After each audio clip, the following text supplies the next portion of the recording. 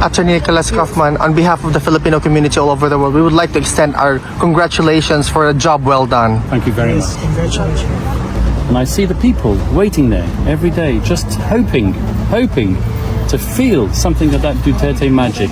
It happens even when I travel abroad. For example, I can go to a foreign country, the United Arab Emirates. I land at the airport and there are Filipinos there and they recognize me straight away. And they come up to me, they want to hug me, and then they cry. They cry because by crying on my shoulder, they can feel that they're getting some form of closeness to the former president.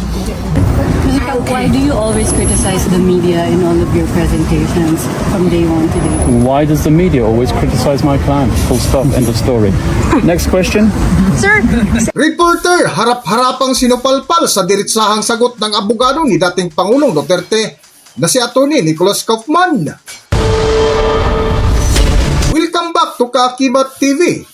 Trending at viral ngayon sa mundo ng social media matapos sagutin ng isang reporter ng abogado ni dating Pangulong Rodrigo Duterte na si Atty. Kaufman na nasupalpal sa diritsahang sagot ng abogado ng dating Pangulong Duterte. Bago nga maganap ang interview ay binisita ni Atty. Kaufman si dating Pangulong Duterte na kung saan nakangiti pa ito na humarap sa mga reporter na isa-isang sinagot ang mga katanungan sa naganap ng ICC Confirmation of Charges hearing laban sa isinampang kaso sa dating Pangulo dahil di umano sa AJK. Atty. Nick, mabuhay ka. Right, I'm just going to make one statement, okay? That's all. Okay? Answer a few questions. Okay, go ahead. Go on. All right, so how did you assess the whole 4 days? Well, I'm not going to pass judgment on the performance of the prosecution, the performance of the victim's representatives, or my own performance. That's for the judges to decide, and it's not a show. The judges will take their decision based on the evidence, and the evidence has been presented to them by the prosecution. The evidence has been challenged by us, the defense, and we trust the judges to take the right decision. Atty. Nick, multiple times during online streaming, the statement, especially if it's the presentation of the defense, it has been cut off multiple times. Do you know the reason why they are doing this? Well, I think Judge Motok made it clear that there are certain aspects of the court transcript that cannot be broadcast to the public because there are protective measures. There are what I've referred to as reductions throughout the hearing, and that's the reason why. Atty. Kaufman, on behalf of the Filipino community all over the world, we would like to extend our congratulations for a job well done. Thank you very much. Congratulations. Sir, I was just surprised that you didn't fight for the former president to be released. That's because we have an appeal pending, an appeal on the first review of detention. And there's no point making new arguments when we're still waiting for a decision from a higher chamber on the first decision. It's purely legal, okay? It's not that I agree that my client should continue to be in detention. It's merely recognizing the futility of making an additional request for interim release at this point in time. Sir, were there new conditions set by the prosecution or reasons for the continued detention? Aside from flight risk, fear from the victims, was there a new reason cited? No, these conditions are set out in the statute. That's the Rome statute which governs this building here. And there are 3 conditions which govern interim release. The prosecution have to either show a risk of flight, a risk of intimidation of witnesses, or the risk of continued commission of crime. Now, we've argued throughout the process that because of his age and because of his condition, and for various reasons, he's not able to engage any of those risk factors. The prosecution disagree, and the prosecution argue that his refusal to recognize the possibility of exercising jurisdiction over him signifies that if he were released, he would not present himself for trial. We disagree with that. But then once again, these are decisions that have to be taken by the appeals chamber and not by me here in the media. Sa patuloy nga ng katanungan ay isang reporter ang nagtanong kay Atty. Kaufman na binalikan nito ang nakalipas na hearing sa ICC na isa nga sa katanungan ng nasabing reporter kung bakit emosyonal sa kanyang closing statement na maraming naluha sa kanyang ibinahaging kwento sa karanasan habang nasa biyahe pa ibang bansa na may nakasalamuhang Pilipino at nagtatanong ukol kay Pangulong Duterte nabigla na lang naluluha. Attorney Kaufman, some Filipino lawyers of the victims are describing your last-minute attempt to appeal to emotions as grasping at straws. How do you respond to that? Come on. I'm representing a client who's been locked up for a year, who hasn't seen the public, so of course I'm going to address the public who want to see him. I made my position very clear. I felt that he should appear, but he's my client. He took his decision, and I respect that decision, and the decision that he took, as it turns out, was the right decision in all the circumstances. Yes, of course, my detractors are going to criticize me. The prosecution tried to strike me from the record, as you saw at the end, but that failed miserably. And I think that just signifies the extent to which they are irritated by the arguments which I made. And those arguments were professional. I litigated for the best part of a day and a half on the substance. I'm talking about the legal arguments. I'm talking about the evidence. We attacked every one of those counts which alleged that Mr. Duterte murdered 78 victims. We deny that completely. And we gave our reasons why, and they're on the record. Attorney Kaufman, sorry, this is not the first time that you're facing the ICC. You have defended other clients before. How would you compare, or how would you contrast the complexity of this particular case compared to the other cases that you've dealt with before? Well, all the cases here are complex. The complexity arises out of what are called the modes of perpetration, the modes of liability, something which I talked about at length, especially the indirect co-perpetration theory, which is something which is applied here in practically every case. So with respect to complexity and with respect to quantity of evidence, this case doesn't differ from any other case. What does differ is the sheer love that the Filipino nation have for my client.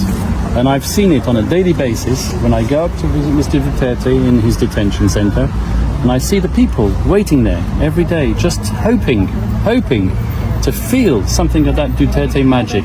It happens even when I travel abroad. For example, I can go to a foreign country, the United Arab Emirates. I land at the airport and there are Filipinos there and they recognize me straight away. And they come up to me, they want to hug me, and then they cry. They cry because by crying on my shoulder, they can feel that they're getting some form of closeness to the former president. Yes, that's indeed true. Okay?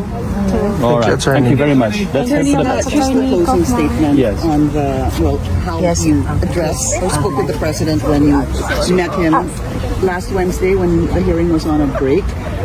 Was that really something that you had initially thought that was important to share during your closing argument? Or was it necessary? It was 100% necessary, and I shared it, and it irritated people because you see, people have brought him to this court. They've put him on trial. He asked all the time, if I've done something wrong, let me be tried in front of my own people. And they want to silence him once he's here by standing up and asking for it to be struck from the record. Okay? I didn't testify on his behalf.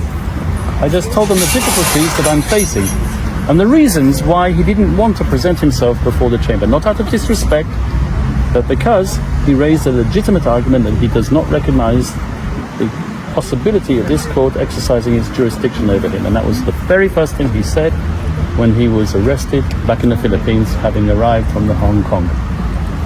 I remember you said that you had a barong ready for him. Yes, indeed, we because did. you didn't want him to wear that ill-fitted suit. Correct. And you wanted it erased or deleted from... Well, yes, I think that's humiliating, quite frankly, having that photograph there. It was taken in a situation where he had really been released from hospital a few days before, and he was tired, he was jet-lagged, he was suffering from the medication of the hospital, and then he was just told that he's being put in front of a television camera and taking part in an audience, a hearing. And of course, that suit's not his own. I mean, have you ever seen him wear a suit and tie like that? No. I said, well, you know, the judges, they could reject your waiver and then you might be obliged to appear. And then you'll have a choice. Either you stay in your cell and refuse to come out, and then maybe they will force you out, but I doubt it. You're 80 years old. I can't see anyone forcing an 80-year-old man to come out of his prison cell to come to court. Or they could put him in front of the television camera. Or you can choose to come. And I told him, well, maybe you should think about coming. I'm going to give you the option, and if you do come, I want you to wear a barong. And so we had a barong specially fitted for him. My team went up there and we measured him. He was a bit reluctant, but he agreed. And but then he said to me, you know, Mr. Kaufman, no, I don't want it. And then he told me what I mentioned. That before. was the final decision. Yep. And the reasons were given to me there.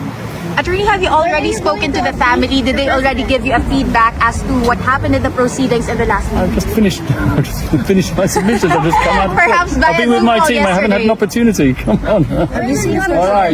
Yeah. When will you update him? I'll be calling him this evening. Sa kalagitnaan nga ng nasabing interview ay isang reporter ang sumingit na kung saan binalikan at tinanong ang abogado ni dating Pangulong Duterte na si Atty. Kaufman kung bakit madalas criticize ang Philippine media sa ICC hearing na kung saan dito nasupalpal sa katotohanan ang nasabing reporter sa diretsahang sagot ng abogado ni FPRRD. Para sa buong kwento, narito ating panoorin at pakinggan ang video. Why do you always criticize the media in all of your presentations from day one to day? Why does the media always criticize my client? Full stop. End of story. Next question. Sir, so the president last Wednesday, you haven't seen him since then? Well, no, because I've been in court. It's a bit difficult. Okay, and I had to work on my closing submissions last night. Are you going to see him now? But I'm not going to see him now because I'm not allowed to, because it's past visiting time. Okay, but I will be speaking to him. Should the appeals chamber grant your appeal with regard to the change in the place of detention? What place do you have in mind aside from the I detention can't tell facility? you that, I'm afraid, because that's confidential. Okay. When will your next visit to former President Duterte? Well, I'm going to take a bit of a break now. I've been working very hard, as was the whole of my team. I think I deserve a break. So I'll be seeing him shortly. There are a couple of decisions which are due to be rendered, as you know. First of all, the appeals decision on jurisdiction, and also the appeals decision on his first review of detention. Can his family Filipino lawyers, attorney. since it's the confirmation of charges is already finished? Yes, it is, and the honourable judges have 60 days to take their decision. How about the Filipino lawyers? Are they already applied for the ICC? I haven't had an opportunity to speak to them. Okay, I just came out of court. Attorney, was it the personal request or the family's request for the removal of the picture of the former president, the one in blue suit? That was my request. Yes. But not necessarily. It did not come I from haven't the consulted family. them on dress requirements. Okay, that's my request. I've always said that photograph which exists on the ICC website is not the type of photograph that I would want for the world to see. It's as simple as that. Thank you, Is Attorney there an Trump. expected ruling on that, attorney, on that request? No, I doubt it. Okay, I've made my objection known. It's not an official legal request. It's a polite request and an understandable request from a humanitarian point of view. Yeah. Thank you, Attorney. All right, guys. Thank you. Congratulations, Attorney Nick. Mabuhay ka, Duterte. Hanggang dito na lang muna ang ating video at kung nagustuhan nyo, huwag kalimutan mag-subscribe at pindutin nyo na rin ang notification bell para ma-notify kayo sa ating susunod na video. Maraming salamat!